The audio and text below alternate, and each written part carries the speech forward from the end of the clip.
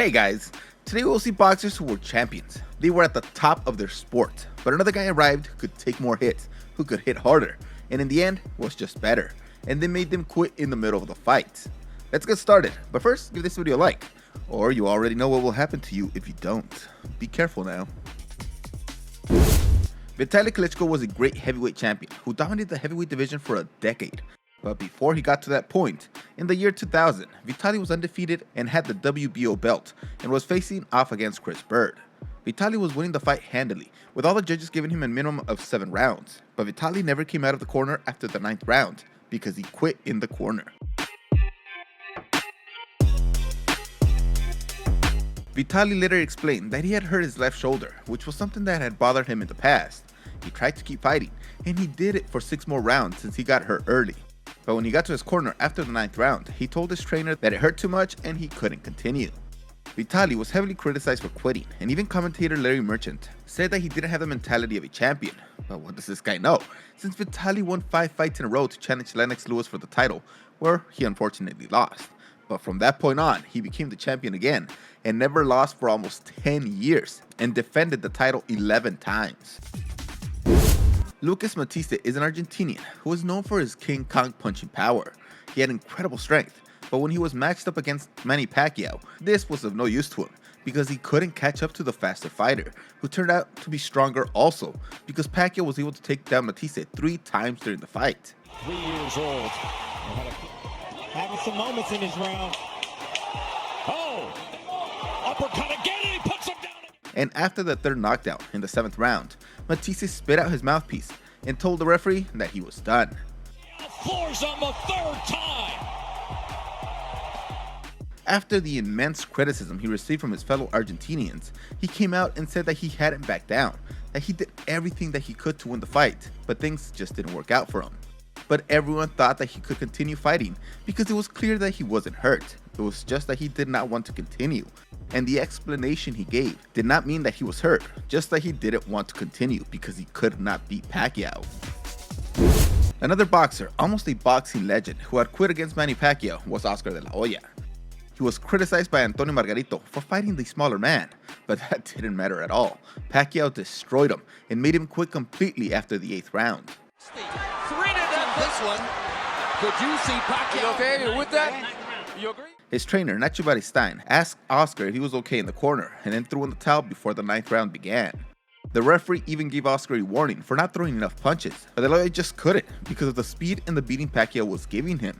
When he tried to counterpunch, he couldn't land the punches because Pacquiao was moving so fast, but the punches that Pacquiao was throwing at him went in with great frequency. In 2004, Freitas was a super featherweight champion, and he was even undefeated. He had defended his belt 10 times, but then Diego Corrales arrived. He started the fight off really well and won a lot of early rounds, but Corrales then turned things around. Corrales' chin that night was simply amazing, as he survived countless power shots, but in the 8th round, Corrales was able to catch up with Freitas and landed a perfect punch that put Freitas down.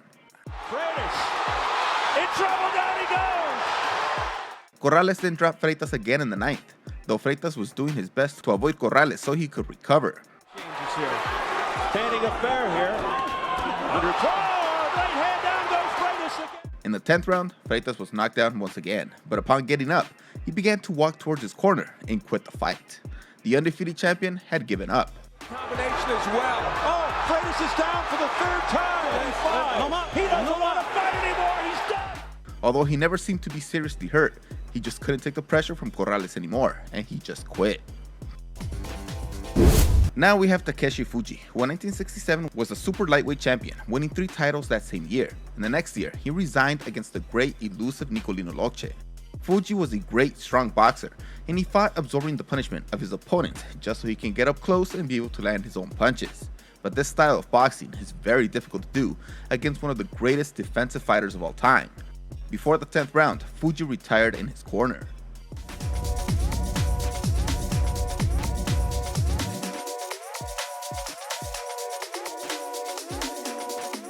This fight is another fight that didn't have any knockdowns, but Loce was throwing powerful punches the whole fight, and Fuji couldn't land his best punch even once, which was his right hand. Once in his corner, he simply lowered his head and did not come out again. He was heavily criticized in Japan for quitting on his stool, but against Loce, you have to understand, just a little bit. In 1977, Alfonso Zamora was the bantamweight champion and making his 5th defense of his title.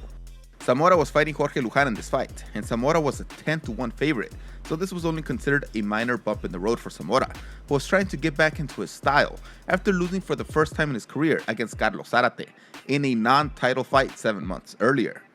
Zamora tried to use his incredible power to finish off Lujan, but Lujan boxed very well and took a lot of heavy punches, but in the 10th round, Zamora he gave up. Esto es pelea, señores. Ahí está. Zamora took what seemed like a pretty light hit, and he just sat in the corner. He never got up again, though it looked like he could have done it. Apparently, the loss to Carlos Zarate had taken away his love for boxing. He had 29 consecutive knockouts before Zarate beat him by a knockout, and he never recovered from that loss. Roger Mayweather and Julio Cesar Chavez had their highly anticipated rematch in 1989, after Mayweather was defeated by a knockout in the first fight and tried to run from Chavez by moving up in weight. Chavez kept looking for him, and they finally faced off again. He was determined to stay away from Chavez and managed to do so for a couple of rounds, but eventually the excessive pressure from Chavez began to wear on Mayweather, and he began to get to him, but Mayweather was also throwing some good punches.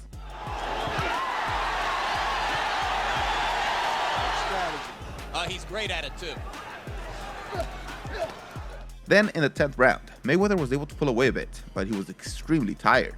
He went back to his corner and dropped his head, and although they tried to cheer him on, he refused to come out, and it's probably the most shocking face of defeat I have ever seen in a boxer. He was completely defeated and wanted to get out of there as soon as possible. The champion was taken down once again. Ramon Yori Boy Gambas is one of the old-time boxers who fought a lot in his boxing career.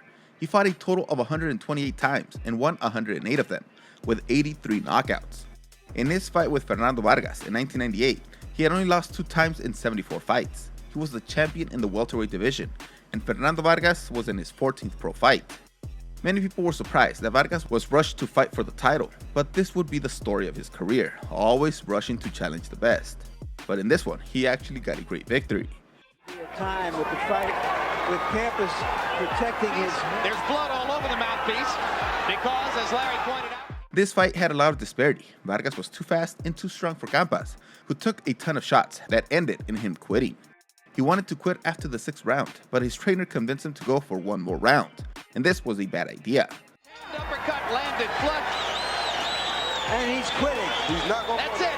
That is it. His trainer tried to talk to him into going one more round, but Gambas was already done, so he walked away from him and waved off the fight. He had taken a complete beating, and him quitting in the fight was completely understandable. Tszyu was a great boxer who was a champion in the light welterweight division for a long time, and only lost 2 times in his career, where he fought 34 times. In 2005, he faced off against Ricky Hatton, and Tszyu was the light welterweight champion, with Hatton as the rising star. The fight was a very dirty fight, with Tszyu landing multiple low blows, and then Hatton landing his own deliberate low blow as the referee wasn't stopping Tszyu.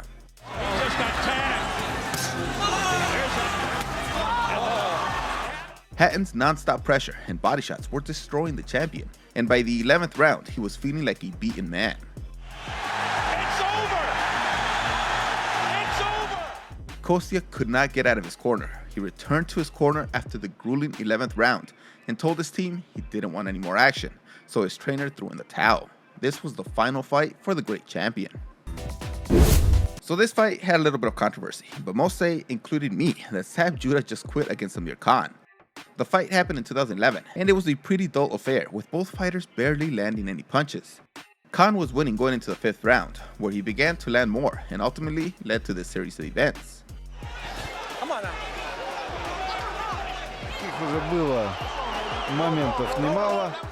Judah claimed that it was a cheap shot, but it was right at the belt, and his belt was already too high, so I don't see anything wrong with that hit.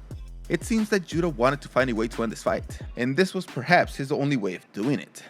He was in excruciating pain at one point, but as soon as they counted to 10, he raises his head like nothing happened, because nothing really happened. He just quit. Almost all champions lose once in their career, but losing because you quit has to be one of the most embarrassing ways for them.